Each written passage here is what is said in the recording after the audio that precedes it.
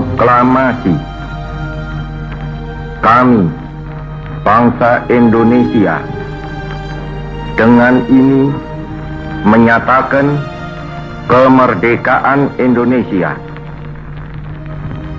Hal-hal yang mengenai pemindahan kekuasaan dan lain-lain diselenggarakan dengan cara saksama dan dalam tempo yang sesingkat-singkatnya.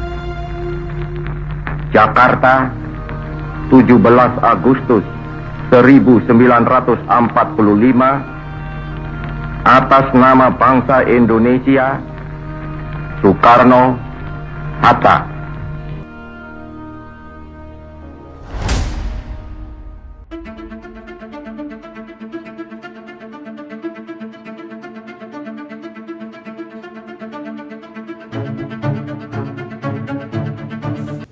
Baik, assalamualaikum warahmatullahi wabarakatuh. Alhamdulillahirrabbilalamin. Pertemuan kali ini mata pelajaran sejarah kelas 12 dilakukan secara daring, dan kita akan membahas tentang pergolakan di awal revolusi, halaman 9.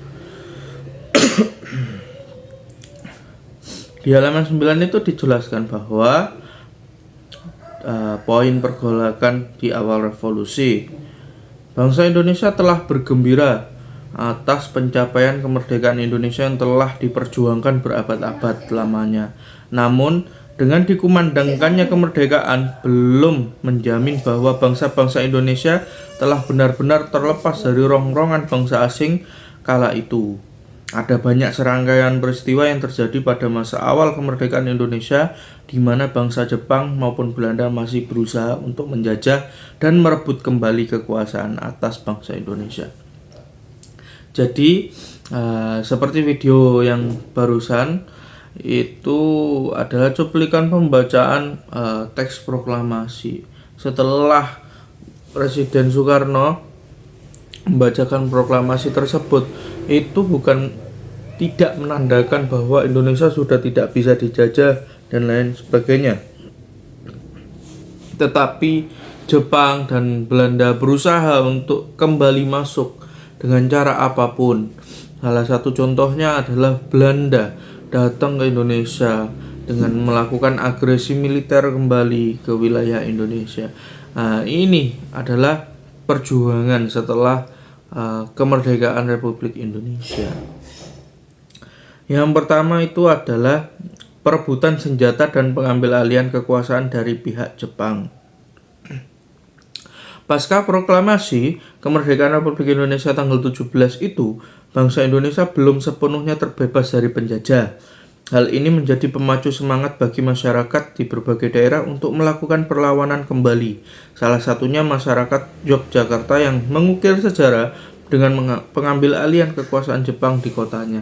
Jadi pada waktu itu kan penjajahan memang atas nama keseluruhan Indonesia, tetapi secara sistem penjajahan itu ke masing-masing titik kota, seperti Jakarta ada sendiri, Jogja ada sendiri, Surabaya ada sendiri, bahkan di pulau-pulau luar Jawa itu adalah titik-titik sentris untuk melakukan penjajahan ataupun agresi militer kembali. Namun semangat kemerdekaan setelah pembacaan proklamasi tanggal 17 Agustus, mereka bersikukuh untuk mempertahankan kemerdekaan dengan cara apapun, perlawanan. Maka dari itu kita kenal tokoh-tokoh pahlawan pasca kemerdekaan itu banyak karena terkenal akan perjuangannya. Salah satunya pidato Bung Tomo saat Belanda datang ke Indonesia, datang ke Surabaya untuk melakukan agresi militer. Bung Tomo berpidato yang sangat ikonik kalau kalian pernah melihatnya. Selanjutnya, dalam sejarahnya, pengambil alihan kekuasaan Jepang di Yogyakarta oleh masyarakat setempat dimulai pada tanggal 26 September 1945 secara serentak. Pukul 10 pagi merupakan titik dimulainya perebutan kekuasaan, sementara puncak aksi ditandai dengan aksi mogok kerja oleh pegawai-pegawai yang bekerja di perkantoran Jepang. Nah, setelah kemerdekaan tersebut, karena memang Jepang di Yogyakarta itu juga sangat besar, entah karena sudah ada industri pabrik tebu, terus industri perkantoran secara administratif itu masih dikendalikan oleh Jepang. Perlawanan-perlawanan ini dilakukan. Nah, di situ di tanggal 26 September 1945, sebulan setelah Indonesia merdeka.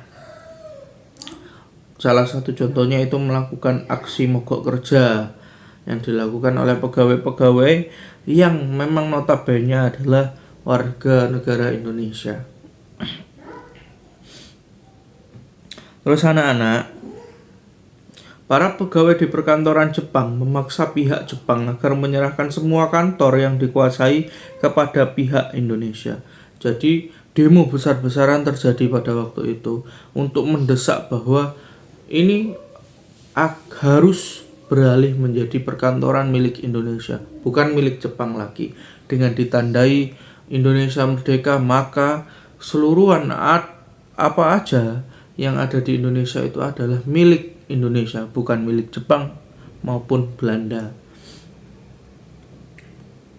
Kemudian pada tanggal 27 September 1945, Komite Nasional Indonesia atau KNI daerah Yogyakarta menyatakan bahwa kekuasaan Jepang di daerah tersebut telah jatuh pada kendali pemerintahan Republik Indonesia. Jadi perlawanan pasca kemerdekaan tanggal 17 Agustus terus berjalan sebulan, 2 bulan, bahkan sampai 1 tahun setelah kemerdekaan itu terus melakukan perlawanan untuk mengusir kekuasaan Jepang maupun kekuasaan yang akan datang seperti Belanda. Terus tanggal 5 Oktober 1945, Gedung Chokan Kantai berhasil direbut dan kemudian dijadikan sebagai kantor Komite Nasional Indonesia daerah Yogyakarta. Jadi rata-rata bekas bangunan Jepang itu menjadi milik Indonesia. Sama saat Belanda datang melakukan pembangunan gedung, gudang tembakau, gudang gula, perusahaan-perusahaan lokomotif, terus transportasi itu milik Belanda, dibuat oleh Belanda. Setelah Jepang datang, Jepang yang mengelola. Terus setelah Indonesia merdeka, sudah semestinya itu adalah milik negara Indonesia. Seperti itu konsepnya. Seperti bangunan, tanah, dan sebagainya itu kembali ke negara. Oleh karena itu, kepala daerah Yogyakarta yang dijabat oleh Jepang, Chokan, harus meninggalkan kantornya di Jalan Malioboro. Gedung Chokan Kantai saat ini dikenal dengan Gedung Agung atau Gedung Nasional. Kalau kalian pernah ke Jogja, itu ada di wilayah Malioboro yang mempunyai struktur bangunan yang masih kuno, ada campuran Belanda, bangunan Belanda yang difungsikan sebagai sekarang adalah gedung milik Provinsi Daerah Istimewa Yogyakarta.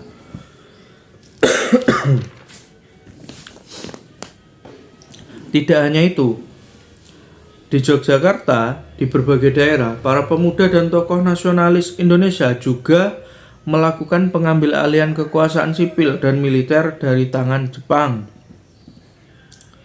Misalnya di Malang pada tanggal 3 Oktober 1945, Palembang 8 Oktober 1945, Surakarta 13 Oktober 1945, dan Aceh 12 Oktober 1945, dan daerah-daerah lainnya. Nah, tokoh-tokoh nasionalis, pemuda-pemuda di Yogyakarta berusaha mengambil alih kekuasaan sipil dan militer dari tangan Jepang. Pasukan-pasukan yang telah dibentuk oleh Jepang seperti PETA, seperti pasukan-pasukan bayaran yang disiapkan Jepang untuk membantu negaranya itu diambil alih oleh Indonesia, seperti peralatan tempur, persenjataan, ataupun tempat bermarkas pasukan-pasukan tentara, itu akan diambil alih oleh Indonesia. Salah satunya yang ada di Malang, Palembang, Surakarta, Aceh, dan daerah-daerah lainnya.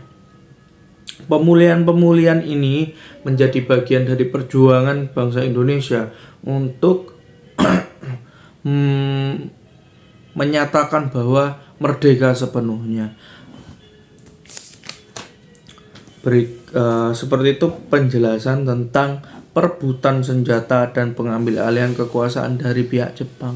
Jadi setelah Indonesia merdeka, yang dilakukan adalah menciptakan atau membentuk KNI, Komite Nasional Indonesia.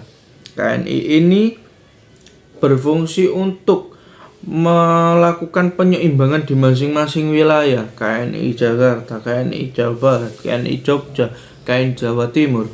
Ini berusaha untuk menyeimbangkan dari unsur-unsur penjajahan seperti Jepang maupun Belanda. Pengambil alihan aset ataupun alat tempur lainnya, persenjataan ini dinakodai oleh KNI ini supaya wilayah-wilayah yang ada di Indonesia ini bisa merdeka sepenuhnya. Itu anak-anak. Pertemuan kali ini cukup membahas poin 1 tentang perebutan senjata dan pengambil alihan kekuasaan dari pihak Jepang. Materi selanjutnya kita akan membahas tentang kedatangan sekutu dan Nica pada pertemuan selanjutnya. Sekian dari Bapak. Wallahul muwaffiq ila aqwamit thoriq. Wassalamualaikum warahmatullahi wabarakatuh.